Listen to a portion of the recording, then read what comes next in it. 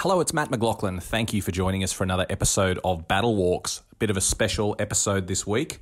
We're not going to be walking the battlefields. We're going to be talking about machine guns. And the reason for this is that we've done lots of podcasts where we've talked about the importance of machine guns. And Pete and I decided, well, why don't we break the topic down a little bit more, explain exactly why machine guns were so important during the First World War. So this episode was originally only available to subscribers, but now we're releasing it to everyone. And we hope you enjoy it. A special episode to talk all about machine guns. Don't forget, Battlefield Touring is now back. In 2022, you can join us on the battlefields. You can walk the Western Front. You can go to Gallipoli. You can trek Kokoda. There's a whole range of tours now available. So if you're an Australian, visit our website at battlefields.com.au. And if you're in the UK, visit our website at battlewalks.co.uk and find out about all the tours you can take there. Some of them led by me, many of them led by Pete Smith. But now, let's head into this week's episode. Hello and welcome to BattleWalks and the first of our bonus episodes for subscribers. If you're listening to this, it means you've subscribed. Thank you so much. It's really just an opportunity for Pete and I to add a bit more interesting detail to the podcasts we do every week. So the podcasts will remain free every week. You'll be able to download an episode of BattleWalks and join us as we virtually walk the battlefields. But this is something a little bit extra. And Pete, as we've said before, the podcast really is you and I sitting in a pub just chatting about walking the battlefields. And this is an opportunity to get even a little bit more interesting and specific about things to do with the battlefields. How are you, mate? I'm fine, thank you very much. And I was just kind of thinking about this. Would it be better if we actually did both have a glass of beer in our hands? That would be really cool. That would actually be really cool, except that it's about 6 o'clock in the morning here in Sydney, and yeah. I mean, I'm a good drinker, but even that might be breakfast beers might be a step too far. But mate, I'm really looking forward to this. It's going to be good because we talked about this, and we've had a lot of requests from people for more episodes, or can you talk a little bit more about X, Y, or Z topic? And this gives us the opportunity to do it, and you know, we've had some great discussions about it, mate. That we want to add to the general knowledge and still keep it very interesting, of course. But it's just a great opportunity, these bonus episodes, to talk about some specific elements of the Great War that we probably wouldn't do during the regular podcast. Yeah, this is kind of, I suppose, is the type of thing that we would actually literally talk about in the bar after a tour, a hard day's touring, and you get a nice cold beer and you're sitting down talking, and it doesn't stop. You just go on to kind of more general topics and have a good old natter about them. So it's just a continuation of that, really. I'm really looking forward to it. I mean, I love doing battle walks and walking the ground, but I'm looking forward to this as well because it is a chance. You know, there's no notes in front of me. We're just going to sit here and we're just going to talk about a specific topic and just see where it leads us. So I'm really looking forward to it. So today we're going to do machine guns, which we've talked about a lot when we do the podcast. Every time we talk about a battlefield, we talk about there was a German machine gun placed over here, or the importance of machine guns, or someone earned themselves a Victoria Cross for capturing a machine gun post. And they're such an important weapon during the First World War that I thought it was important that we kick off with this one and hopefully shed a bit more light on their use, on the experience of the men fighting against them, on both sides, using machine guns and fighting against them, and also our personal experiences with having come across machine guns or stories of machine guns during the war. So let's kick off, mate. Let's talk about, well, when we say machine guns, what types of weapons are we talking about during the First World War? Well, when we think of our machine gun, so let's think of our machine gun, then there's two versions we're going to be looking at. The Vickers Machine Gun, introduced in 1912 into the British Army, or the Lewis gun, which will be introduced during the war and really comes into its own in 1916. So those are two guns that we're going to be using. The Lewis is light man-portable. It's the kind of thing that you'd sling over your shoulder. Man-portable is sometimes in the eye of the beholder. These things are not that light, but they're certainly light enough to actually carry. That's the Lewis gun. And the Vickers gun is something that has normally has a tripod, basically, that you fire it from. That's quite heavy as well, and quite a heavy gun because it's got a water jacket as well. So two very different guns, but both will be very, very much used in the First World War. And I think what's interesting straight away, and I always like chatting about this, is the Germans didn't get the light version really sorted out. They had the 0815, which is an attempt to lighten their Maxim gun, which is very similar to the Vickers gun. In fact, they come from the same stable, both originally designed by Hiram Maxim, and that's perhaps one of the oddities of the war. We're both really using the same heavy machine gun. But they never really got a light machine gun sorted out, the Germans. They tried to lighten their Maxim gun by creating this 0815, but really it's still a flipping heavy gun. I think it's fascinating when we talk about just what a technological advance the machine gun was. We're talking the late 19th century here that machine guns were invented, and as you say, by Hiram Maxim invented the Maxim mechanism, which was then also incorporated into the Vickers gun. Basically turned upside down and used in the Vickers gun and operated backwards to the German version. But what a technological advancement it was. And when we talk about technology in the First World War, everyone talks about the Second World War and technology and how, and there were huge technological advancements in the Second World War. But you think about the First World War as well, and just extraordinary. In 1914, very few aircraft on the battlefield, no tanks, machine gun was a very new invention. And then think about what was happening by 1918. It was absolutely extraordinary. But the machine gun, as I said, the late 1800s, it was invented by Hiram Maxim. And I believe there was an anecdote, I think it was the Prince of Wales said this, when it was demonstrated in England before the war. I believe it was the Prince of Wales that came down to watch it being used. And he said, "Congratulations, Mr. Maxim, you've prevented more young men from reaching old age than any other man in history." It was a ferocious weapon. People couldn't believe it. I mean, bolt-action rifles, repeating rifles had not been around for that long. And all of a sudden, someone came up with a way of a fully automatic machine gun. It would have been, exciting and terrifying in equal measure. Yeah, I agree. And it's interesting, isn't it, that in 1914 they were still teaching soldiers to shoot with individual rounds. So you could put the magazine cutoff across, which acted a bit like a safety, but it also stopped the magazines coming, the rounds coming up through the magazine. So you could feed in bullets individually into the weapon, as we had done with the earlier weapons. We still trained. I think it was a good thing. The British Army was trained to shoot individual rounds at targets. So rather than kind of aim a gun over there and keep firing roughly in that direction, every shot was an aimed shot, and it's something that the British Army was very proud of, and hence the Empire's forces as well. Pete, when we look at technology like the tank being introduced, it took a long time for the Allies to actually work out how to use it, effectively on the battlefield. There was trial and error, and there was disagreement about how it should be used. In your opinion, was it the same with the machine gun? Did it take the powers that be a while to work out the best use of machine guns on the battlefield? Oh, it's extraordinary, really, how it changes during the war. In 1914, a battalion only has 2 machine guns, and these are Vickers machine guns. As I say, they're quite heavy, but they're used as infantry support weapons. And in fact, they're too heavy for that. They're difficult to get around the battlefield quickly. But that's how they're being used. But there's only 2 of them. And so that's what they're for. They're a battalion infantry support weapon. Well, by the end of the war, there are thousands and thousands of guns being used then. And they are being used much more like artillery. They're being used in barrages to support the infantry in the attack. So a complete change, and this is just the Vickers I'm talking about. And that's taken place because we've developed a lighter weapon. So the Lewis gun has been developed. So most people will recognise a Lewis because it's got this drum magazine on the top. So even if you're not quite sure what it is or what it looks like, as soon as I say that, this round drum magazine on the top, then most people instantly get an idea of what it looks like. They'll remember seeing one somewhere. Well, the Lewis gun, that is what's going to be the game changer, really, because that is a truly light machine gun that can support the infantry, can be used by the infantry. In fact, there was a larger crew of 8 men for a section with the Lewis gun, but that meant that it was ammunitioned, it was controlled. In other words, somebody was directing the fire, somebody was firing it, and all the different roles that go with that, scouting ahead, trying to find positions to place it. So a real game changer, and of course everybody was trained to fire it, so even if the number 1 was taken out, then somebody else could take over firing the gun. So the tactics of the use of the machine gun in the war change constantly, and of course that means new manuals. There were manuals being written. It's something we forget about, printing and writing new manuals throughout the war. So you can buy a manual that was used at the start of the war, and it will be absolutely different to the manual that will be used on how to use machine guns at the end of the war. You're right what you say about the Germans never perfecting a light machine gun, and because of that, the Lewis gun became a very prized weapon for them to capture as well. And when we look at things like the Battle of Dernancourt in March 1918, for example, just after the start of the German Spring Offensive, we note that when Stan McDougall was awarded his Victoria Cross, and we did a battle walk on Dernancourt, so go and check that out.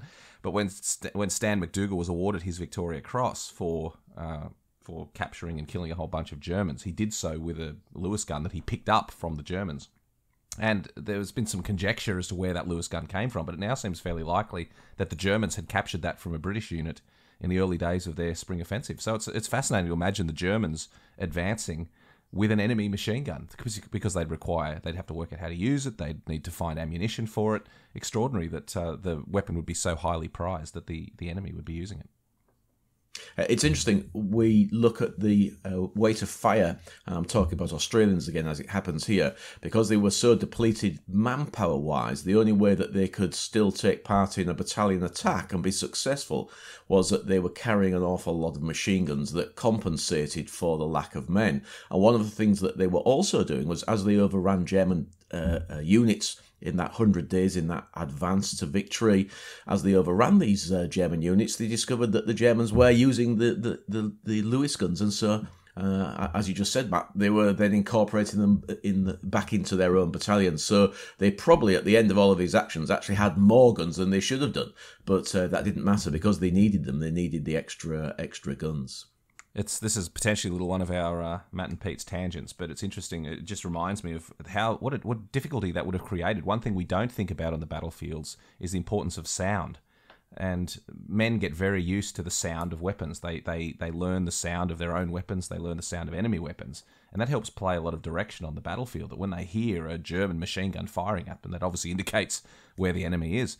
If that starts to get swapped around, if they start using each other's weapons, that can really throw the whole thing out. And I recall Gary Mackay, my good friend who's a Vietnam veteran, he tells a story about how they went into action. They were ambushed by a Vietnamese patrol.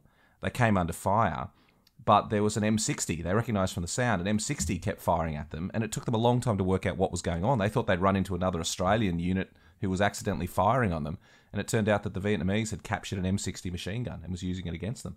And then, of course, when Gary's platoon eventually won the position, they captured the machine gun, and then they, without telling anyone that they now had a bonus M60, they then took that into battle with them as well. So they had 3 machine guns instead of the standard 2, and that was pretty important in the upcoming battles that they took part in. So, but Gary talks about it was baffling that we were getting fired on by a gun that we recognised as an M60, and it just really threw us out. So it would have been the same for the troops during the First World War when Lewis guns opened up on them. It's interesting. I've heard most guns fire over the years in various simulations using blank ammunition and sometimes live ammunition when I was serving still. And in fact, I remember about the middle of my career, so this would be, I suppose, in the mid-80s, one of the armourer warrant officers, an armourer looks after all the weaponry, he was leaving, he was being marched off the barracks, and as a thank you, they let him fire an old Vickers gun with blank ammunition down the main drag. Was his leaving present. They'd got it out of the museum, and that's because during Aden in the 1950s, he'd actually been a Vickers machine gunner there, and I think it was the last time was Aden that Vickers machine guns had been used, and so as his leaving present, this thing was firing down the main drag. It was spectacular to watch one firing a prolonged fire. So yeah, the only one I haven't heard fire is the Lewis. I've never heard a Lewis gun fire in anger or otherwise. Now, that's the one I have actually heard fire, the Lewis gun, and it's that distinctive sound, because there's some debate as well about whether a Lewis gun was a true machine gun, or sometimes it's just referred to as an automatic rifle, because it had a very slow rate of fire. It was real. You could hear every individual round being fired, quite a distinctive sound. And once again, on the battlefield, that would have been very easy to pick as you came under fire from the enemy using your own machine guns. It's probably a good segue, Pete, for us to talk about the next section we're going to discuss, which is the experience for the men with machine guns. I'm particularly interested here, not so much in machine gunners and how they took machine guns into battle, but the experience of coming up against a machine gun, and obviously in the huge battles we talk about in the Somme and Passchendaele, and all these battles we talk about where the Allied armies were advancing and the Germans were in defensive positions. Obviously, machine guns were a cornerstone of the German defensive system. Just talk to us a little bit about that, how the Germans used the machine guns in these great battles. Now, if we're on tour, you see, I get all of my clients lined up in a great long line here, and I try and explain Enfold Fire. I'm sure we've done this before in a podcast, but it's always worthwhile. You can never do it too many times. You can never talk no, about you can't. Enfilade No, too you many can't. times. Well, that's jokes aside, it's such an instrumental part of what life on the battlefield was like. It is, because straight away the view you have to think about is the German machine gunner. How is he going to use his gun? Is he going to be swinging it, as we all mentally think about, that he's swinging it from left to right, kind of searching out individuals and shooting down rows of men? But that isn't how they do it, for several reasons. One is, if you're swinging around the gun backwards and forwards, it's got a canvas belt that your number two is trying to feed it into the machine gun. All it needs is for that belt to twist, and it jams. So you don't want the gun to be swinging around, because the old number two there is having real difficulty in feeding the belt into the gun. So that's one of the reasons. The other reason that you don't want to be swinging it around, because you can imagine, as your enemy is coming nearer to you, and you have to be across at the left-hand side, then over at the right-hand side, it's like a hose. It becomes like a hose pipe, trying to hose the attacking infantry. It just doesn't work. It's just not a good way of using a gun. What most guns are using the enfilade for enfilade fire, which effectively means you're firing to the flank, and you don't have to swing the gun around at all. All you do is you basically keep the gun firing in a fairly fixed position, and you wait for the enemy to walk into your field of fire. It's very often known as a beaten zone. It's where all the bullets are going to hit or fly across. And your enemy is going to, in this case, the 1st of July. It's the British who are trying to get across no man's land, and they're walking into these fields of fire, these beaten zones. Now, if you're really clever, you have interlocking fields of fire, interlocking beaten zones, so they're crisscrossing in front of your trenches, so that nobody can get through. And of course, if you do get through, then you've got the individual riflemen who are going to pick off the people that are getting through as well. So if you've got it working well, then it's almost impenetrable. Add the barbed wire to that, and then the artillery. It is amazing that anybody got across no man's land at any point during any battle. But they do, of course, and that's because you're getting counter battery fire and counter machine gun fire. And those very often keep the heads down of those that are firing if it's accurate. During the Battle of the Somme, there was a problem with both of those, so it's not going to happen. But a machine gun being used properly. It's not been swung around by a maniac. It is being fired very slowly and carefully. And that's the other thing you don't do. You don't put press your finger on the old tick to fire it, and it's going off like the clappers. Because what would happen is you boil your jacket dry, because these things are water cooled. You wear out the barrel, so it's just firing in small bursts like that, nice and steady. And for nervous gunners, they would even sometimes take out every kind of 5th or 6th round out of the belt, and that meant the gun stops. And so you have to lean forward and recock it, and that will slow down the fire of a nervous gunner, because he's got to recock all the time. So I suspect they didn't do it in battle. It would probably be used in training to help aid them with training. Another little tip was to make your gun move a little bit more, that a gunner would bang his wrist as he's recocking, he would just bang the gun a little bit. And just a tiny movement, in other words, just judder it a bit, a little movement would give you another area to fire on. So your gun's not moved a great deal, in other words, where the beaten zone is, but it's just moved it a little bit. And that sometimes would help as well. So they're all little tips that the gunners learned as they were training and in practice. One of the greatest misconceptions I had, Pete, about the First World War before I visited the battlefields was you just can't help but think the trench lines are straight. You see them on a map and they just look sort of straight. You just imagine two parallel lines, like tracks on a rail facing each other, and those are the trenches. And if you think about them in that context, you think, okay, well, where are the machine guns going to be placed? Well, they have to be placed in the trench firing directly across no man's land. But obviously, spending even just a few minutes on a battlefield, we see that is not the case. The trench lines curved and doubled back on themselves, and there were salients and bends and things. And what that always meant is that good machine gun crews could find a spot where they could fire along no man's land rather than across it. And if we look at a battlefield like... the best example is definitely Gallipoli on the Second Ridge in the Anzac sector, because the terrain meant that the lines were absolutely not straight.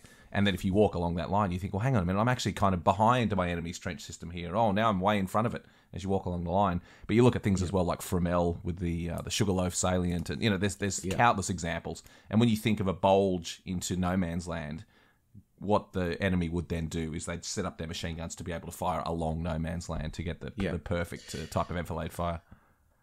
I think one of the other things that you need to think about as well, and I always kind of when you're sitting pretending that you're looking through a people looking directly out into no man's land, you realise it's not a good thing, because anybody that's attacking is looking directly forward when they're attacking, and so if you're firing at them from directly in front, they can see your flash as your gun goes off, because if they're looking forward, and they'll know where you are. But if you're firing from a flank, then generally speaking, an attacking infantryman, as he's moving directly forward, he's not looking to his right or his left. He is looking directly in the direction of travel, so where he's heading. And so fire from the flank tends to catch you because you're not looking at it. You don't see it. You cannot fire back at it. So enfilade fire is also good for that, because men were not trained, and why would they be, to look left or right as they're advancing, to look for people that are shooting them from the sides. But that's, in effect, is where it's going to come from. There's a very good video I've seen on YouTube of a UK team demonstrating the effectiveness of machine guns in the First World War. And they have a Vickers gun, which they're firing live rounds through, but they do it with balloons.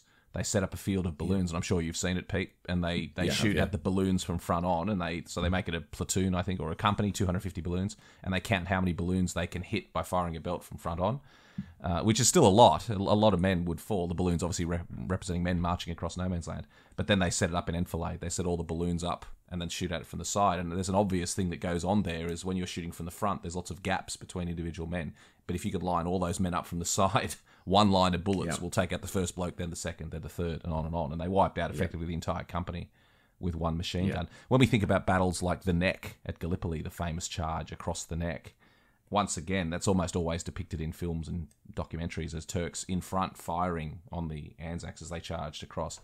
That absolutely wasn't the way it occurred, because firstly, the ground is so narrow they wouldn't have been able to fit many machine guns in that narrow space, but secondly, the destructive fire came from the right flank. It came from the other Turkish positions along the line.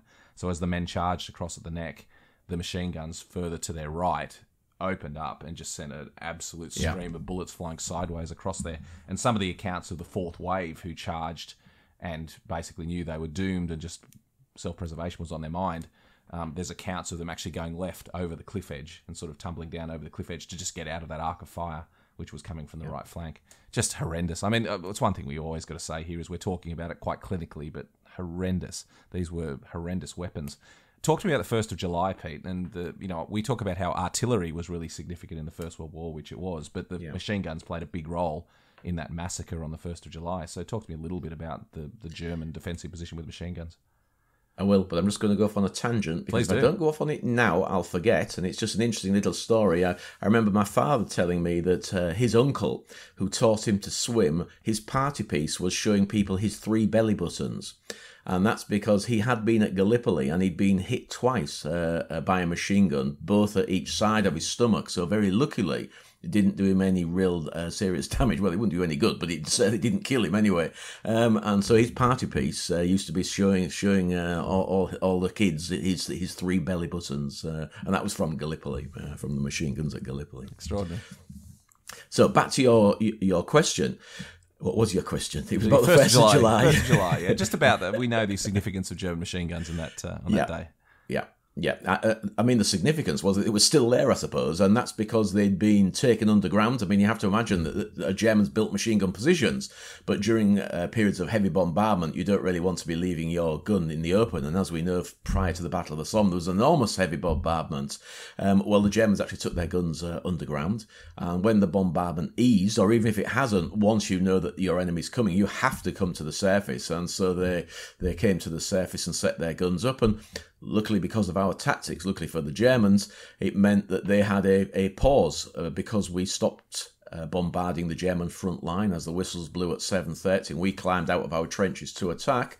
We stopped the bombardment and we moved it to the rear areas, to the communication trenches, and that gave the Germans free rein to bring their guns up from underground, to set them up and to open fire. So effectively it became a race. Could we get across no man's land to the German machine guns, because they are going to be one of the major killers of the 1st of July, or will they get their guns operational before we get there? And sadly they do. Most of their guns are operational. I can't underplay the role of artillery, though. The artillery during during the 1st of July, the German artillery was also problematic because they'd plotted where all of our guns were, our support guns, all of, that's not a very good term, they'd plotted some of where our support guns were. In other words, the guns that were going to try and protect the infantry as they were attacking, and in fact the counter-battery fire made that completely a non-starter. It broke down immediately. The gunners were driven away from their guns, these are the British gunners, by German counter-battery fire. So the artillerists had a big role to play, but those machine guns on the 1st of July caused massive casualties to the attacking troops. I think one of the most horrific images, and I remember the first time I read this, and I was probably about 13 or 14, about lines of men, and they're described as looking like Mohammedans. In other words, they looked like they were Muslims praying, because these lines of men after the battle, they were found on no man's land, on their knees with their heads touching the floor, and they were lined out in the lines that they were attacking. And of course, we now know they'd been hit by Enfilade fire as they were walking forward. In fact, they'd walked to their deaths by walking into the fire, and as each one fell, they were hit roughly in the stomach area. As each one fell, he knelt down and then rolled forward, and because of the weight of his pack, and with his forehead on the ground. And there were lines of men in very, very similar attitudes. I think that's just a chilling description of that attack on the 1st of July. It certainly is. Talk to me about a couple of anecdotes about German machine gunners. The first one is, I've read that in some instances on the first day of the Battle of the Somme, German machine gun crews were actually yelling for the British to go back with the huge amount of casualties that were being inflicted, and the British kept coming, and the second and third waves kept coming. Do you think that's likely that actually occurred, or is that apocryphal? I think it's probably apocryphal. You just don't know, do you? You don't know, because individuals might be just so horrified. But I think it's apocryphal. I think that's highly, highly unlikely. One of the other stories, and I'm sure you were just about to say this, Matt, is the story of the machine gunners chained to their guns. And I remember the very first time I read that, and I thought, oh, those bastards, they chained their gunners to their guns so they couldn't run away. And that's not it at all. It was the men themselves. It's them saying, look, we're not scared. We're not worried about what's going to happen. We're going to fight our guns to the end. And they chained themselves to their guns and threw away the keys. And it was to show their mates how tough they were, effectively. You know, we're not running away. We don't care what happens. We're staying here with our guns to the end. Now, again, whether that's apocryphal or not, I don't know. But I have read accounts of people who supposedly saw some of those gunners chained to their guns. It doesn't quite stand up to me. And so the idea that, for example, the Germans would force their machine gunners to chain themselves to the guns doesn't quite stand up in some ways as well, because a machine gunner could still surrender if he did. Like, he would still be able to surrender. Yeah. It would. I just have to drag my gun with me. And if he thought he was so weak that he was going to run away, is it a display of strength? None of it sort of makes sense to me. And another thing that I've read as well is the 0815 in particular had a leather strap on it that the machine gunners would use to drag the gun around. Yeah, and that's true. That when they would find a dead machine gunner with a strap around him to the gun, that could be a misunderstanding of what was actually, and I don't think it's the men on the spot who would do that, but they say, oh, we found this guy actually connected to his gun, and next thing in the rear area it becomes a bigger story. I suspect you're right. Well, it's those stories that they seem like they could be true, but then on deeper thought, that they don't really stand up too much. At the end of the day, what we should say is the German machine gunners were ferocious fighters, and many of them chose to fight to the death and keep firing when they knew they were going to be overwhelmed, and they knew that their enemy would not offer them quarter after they just cut down half a platoon. It was considered fairly unsporting to stay behind the safety of your machine gun and cut down a platoon, and then as soon as you realised the position was lost, to throw your hands up and beg for mercy. So the machine gunners were not well treated in those circumstances. Indeed not. Another of the stories that I've heard, that if you were a machine gunner, you only lightly tacked your badges on. So if you were going to surrender, you could pull your badge off quick. Take my badge off. Stories. I think what's fascinating, and that's one of the things about history, isn't it? Is that it changes as work and I suppose and research becomes more studious. A lot of the stories certainly that I remember reading as a kid, and they were told in absolute, this is facts. We now know that they're not true, and I think it's one of the great things of history. It's forever evolving, and so you have to keep reading. It's my excuse for buying new books. I need to buy new books because the history's changing. Well, that's what I tell my partner anyway. Fantastic. I love that perspective as well. That the facts are locked in place. This occurred a century ago, and it's not going to change. We're not all of a sudden going to discover that the Germans won the First World War.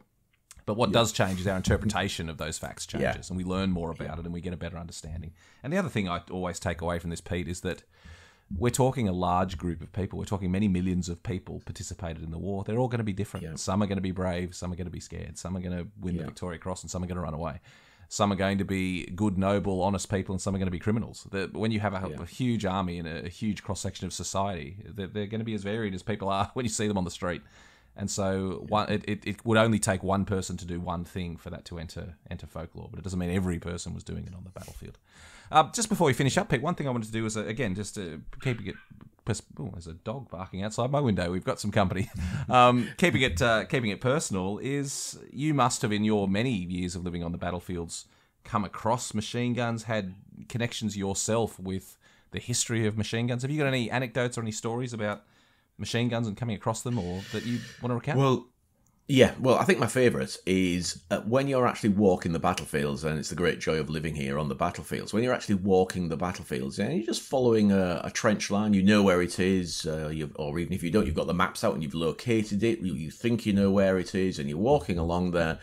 And because it served in the military, I use my soldier's eye occasionally, and I think, right, I'm in a German frontline trench here. I've been walking along it. Where would I put a machine gun? Oh, there's a little bulge, I know, just about here. So this is where I would probably place a machine gun if I was setting up the defences here.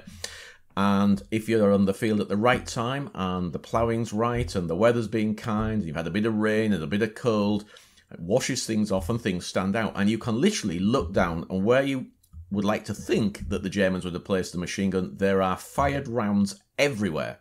It's just extraordinary. You'd think after 100 years that these things would have been moved by the ploughing, but the ploughing basically turns it over that way, it turns the soil over that way, it turns it back that way, and things don't really go anywhere. And so you get these piles of fired rounds, and it's just extraordinary. It's just, and it gives you that very strange feeling. I can't describe it unless you actually do it and stand there.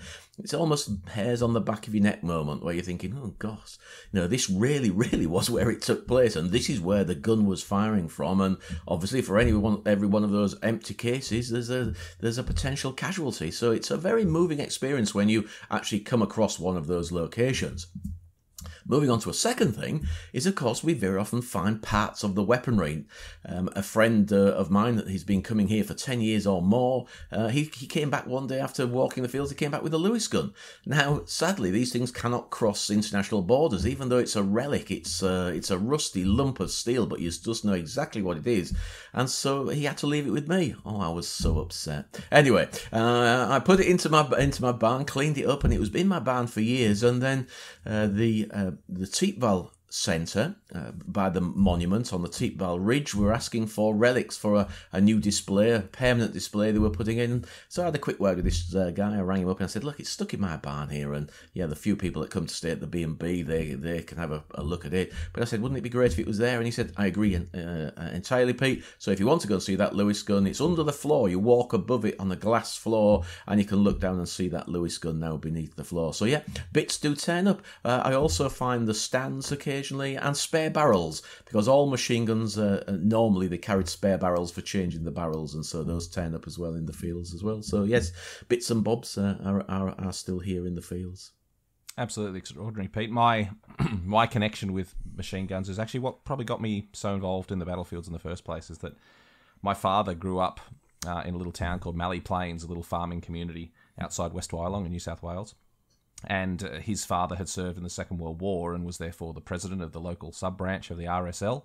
And Mallee Plains only had a couple of things there, a tennis court and a few bits and pieces. But one thing it had, like all these little communities, was a memorial hall from the First World War. And Dad said when he was a little boy, they used to go in there, and in the hall was a piano, the Roll of Honour listing all the men that had been killed from the district, and on the wall, this old German machine gun that had been captured during the First World War. And one day when he was quite young, he and his dad went down just to check on the hall. The hall was getting a bit old and starting to fall down a bit. And someone had prized the door open and stolen the piano. And so his dad decided that if a piano could be stolen, it probably wasn't a good thing to have a machine gun on the wall. And so they took the machine gun home to their farm. And so my dad grew up playing cowboys and Indians behind hay bales with this captured First World War German machine gun. And then when his father died in the 1970s and they sold the farm, the gun disappeared. Well, fast forward 20 years to me being a late teen in the 1990s and very interested in the First World War, never having been to the battlefields, but getting a bit obsessed with it. And so I said, we've got to find this machine gun. It must be somewhere. And so through going to West Wyalong and asking a lot of people in the district, actually, it wasn't even that complicated. He rang the next door neighbour's farm, and the first thing the bloke said was the old wool shed fell down last week, and I went out to pull it all down, and there was the machine gun propped up against the wall. And so we actually recovered that machine gun, and now it's in safe storage. Now it's not. It's obviously not sitting around in my lounge room or anything. It's locked up in a vault. It was a German 0815 captured at Mons and Quentin on the 31st of August 1918 by the 20th Battalion and sent home as a war trophy. So it's got a bullet dint in the water jacket, and it's got a brass plaque tapped out by hand, detailing how it was captured on that first day of the Battle of Mons and Quentin. So I just wonder about the number of men that machine gun killed and the machine gunners that were killed behind it before the Aussies took it over. Obviously, they're not going to go to the trouble of putting a plaque on a thing that they just picked up on the side of the road. So obviously the 20th Battalion earned that trophy at some cost and then kept it as a war trophy for, and now, I don't get to see it very often because, as I said, it's now locked up in a vault. I can't get to it with the Australian gun laws, but it's great to know that that's a connection with family history and it's all licensed and deactivated and we now own that gun. So it's a fantastic thing.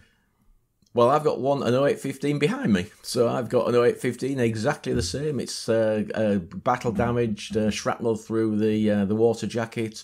It's not locked up in the vault. It's just standing up, propped up literally behind me. But there's no barrel. I've got no barrel, no working parts. So there's nothing that could do any damage there at all. But it's exactly the same. Taken off a battlefield at the time, and obviously it's been somewhere for 100 years. It was somewhere, or 90 years before I was lucky enough to have an opportunity to purchase it. So yes, I've got an 0815 as well. Quite handy for showing your clients when you're describing the machine gun if you've actually got one. Well, Pete, it's been just brilliant. Thank you for your insights in this first of our special bonus episodes, and we hope as a listener you've enjoyed listening to this. We've certainly enjoyed bringing it to you, and there'll be more of these episodes as we go along, and of course more episodes of BattleWalks, which we will just be putting out every week, and it's really exciting. I'm looking forward to more interesting topics on these bonus episodes. So if you have a thought about an area of history, battlefield history you'd like to know more about, drop us a line, send us a tweet, or send us a note on Facebook, and just let us know what you'd like to hear more about, and we'll roll those out as we go. But Pete, it's been great. Thank you so much for your input as always. No, pleasure, Matt. Very enjoyable. And we'll talk to you again soon.